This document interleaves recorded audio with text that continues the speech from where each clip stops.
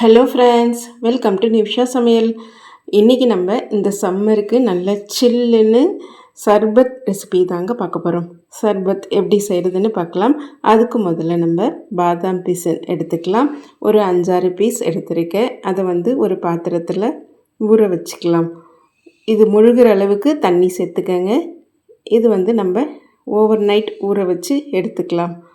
இப்போ மூடி போட்டு அதை வச்சுருங்க. இதை நம்ம மறுநாள் காலையில் எடுத்துக்கலாம். இப்போ பாருங்கள், நமக்கு நல்லா ஊறி ரெடியாக இருக்குது. அது அப்படியே இருக்கட்டும்.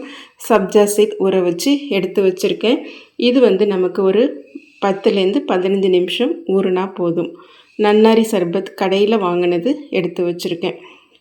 அதில் நன்னாரி சர்பத்தை நம்ம இந்த கரண்டியால் 2 கரண்டி அளவுக்கு அது கூட சேர்த்துக்கலாம்.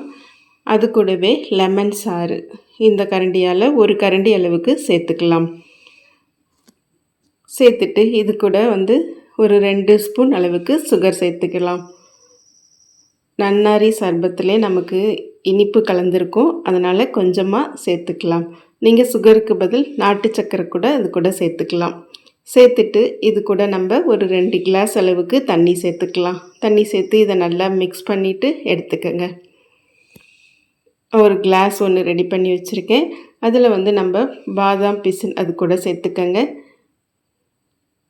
சேர்த்துட்டு இது கூடவே சப்ஜா சீடு அதையும் அது கூட சேர்த்துக்கங்க.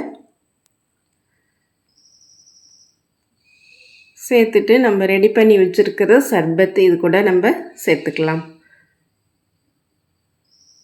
சேர்த்துட்டு இது கூடவே நம்ம ஐஸ் க்யூப் சேர்த்துக்கலாம்.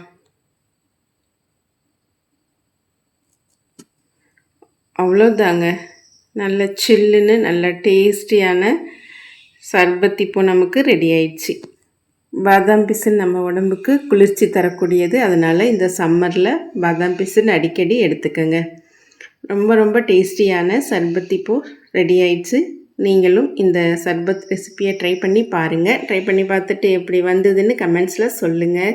மறக்காமல் நிவ்ஷா சமையலுக்கு சப்ஸ்கிரைப் பண்ணுங்கள், லைக் பண்ணுங்கள், ஷேர் பண்ணுங்கள்.